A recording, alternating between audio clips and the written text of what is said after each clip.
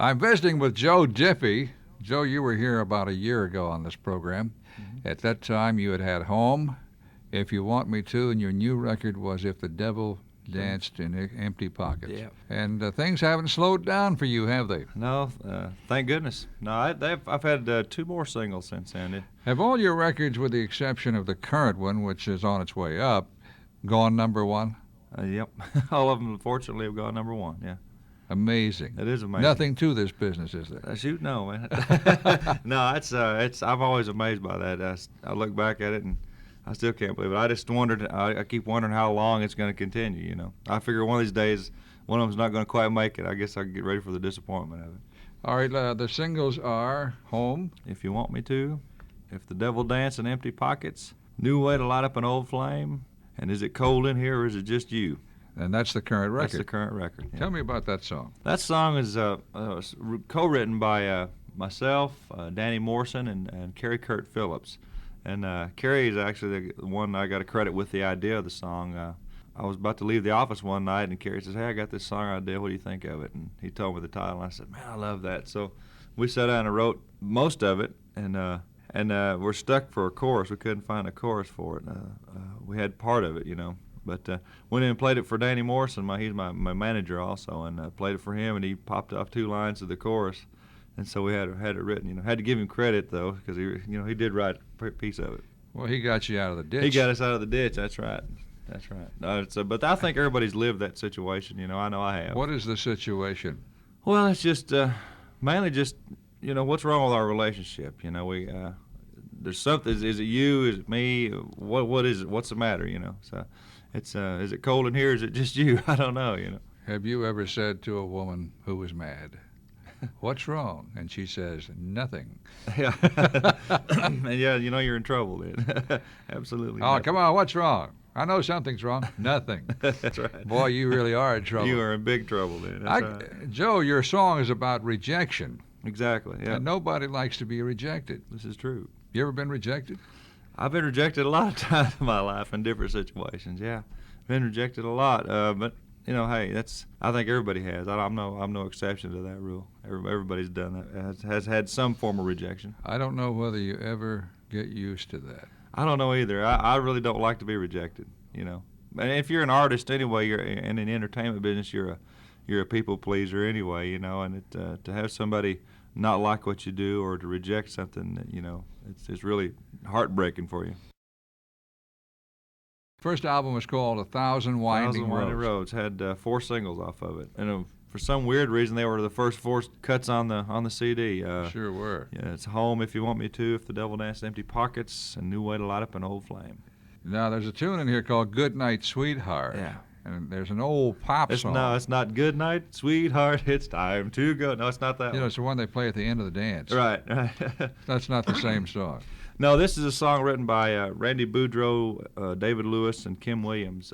It's a song that I demoed, and they wrote it for George Strait at the time. And I didn't even have my record deal yet, or I'd just gotten it and was still doing demos. So that's a song I just loved. It reminded me of my daughter, Kara. Why?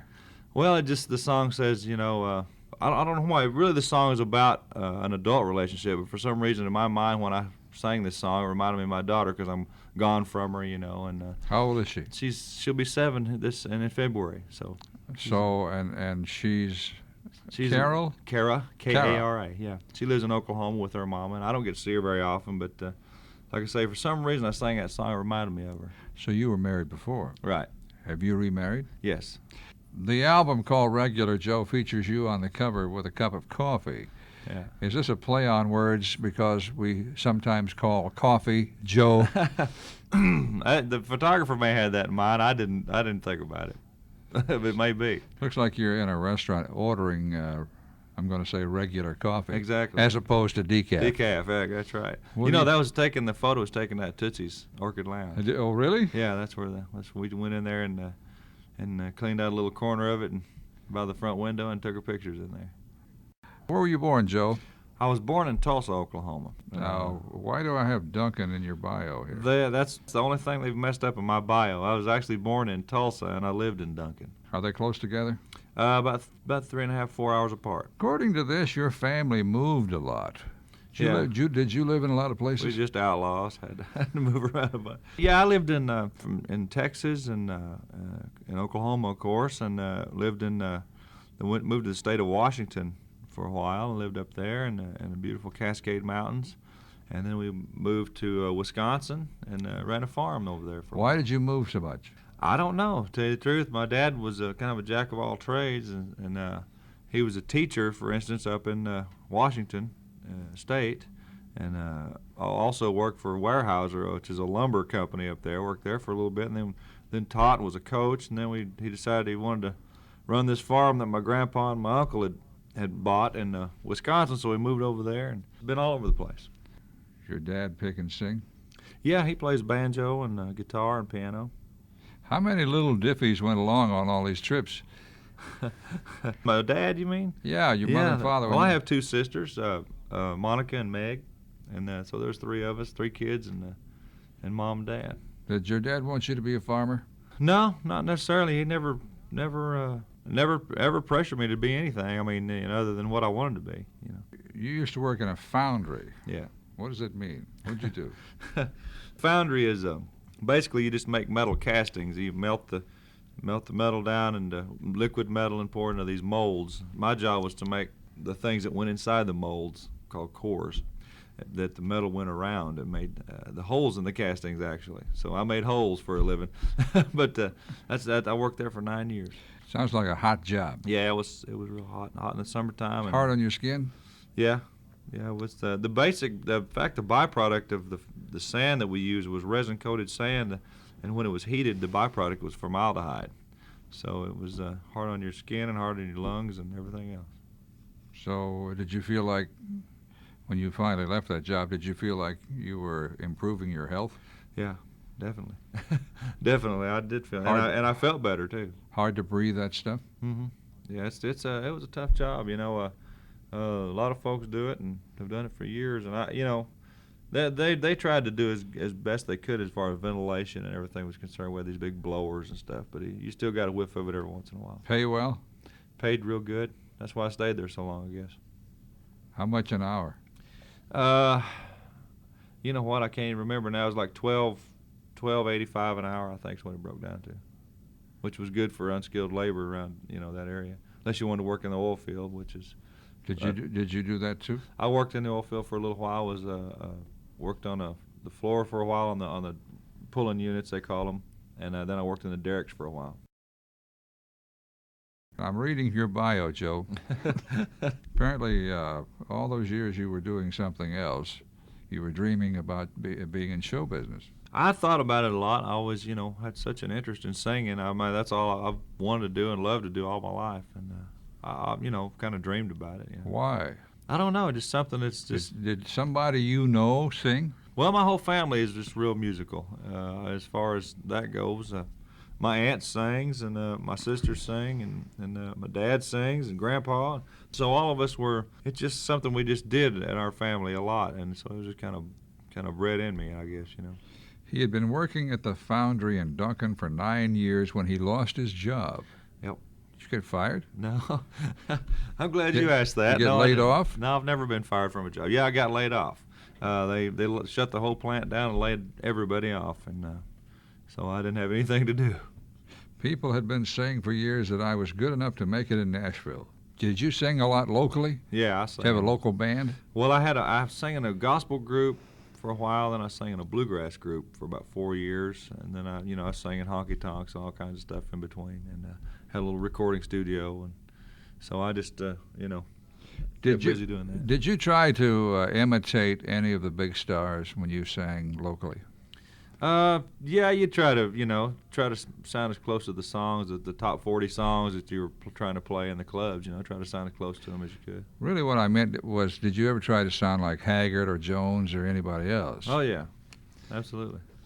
I assume they were your heroes. Yeah. They were everybody else's. Yeah, in fact, if you go out to my car right now, I got Haggard and Jones's, both of them's greatest hits album out there. It's about the only thing I got in the car out there right now. Now, you also wrote a song for Hank Thompson called Love on the Rocks. Yeah. How'd you get it to Hank Thompson? You didn't know anybody, No, did you? no, I had no idea. I was still in Oklahoma at the time, and I'd written that song with a friend of mine named Bob O'Hare, and Bob had the lyrics down. And I wrote some music to it. Basically, is what happened, and Mom sent it off to Hank Thompson. Did your mother know Hank Thompson? No, I don't know how she got his. I don't know where she found his address at, but he lived in Claremore, Oklahoma at the time. So she just sent him this tape of me up there with 3 or 4 songs on it, and he wrote us a letter back and wanted to record 2 of them, as a matter of fact, but he ended up doing 1 of them. So. Did you make any money off of that? I hadn't made a penny off of that. So I don't know exactly what the date was. But so you can't get rich overnight no, as, sir, as a you sure songwriter. Can't. You sure can't. No. It takes a while to collect your money. Yeah. It does. That's funny. Everybody, all your family, everybody thinks you're rich immediately if you got 1 hit out, and they don't. Of course, they don't realize that you got to release a bus and pay a band and pay your lawyers and pay commissions and this and that. So when Home went to #1, everybody assumed you were rich. That's right. Yeah. How far were you from rich, Joe? Well, let's put it this way. I owed more than I could.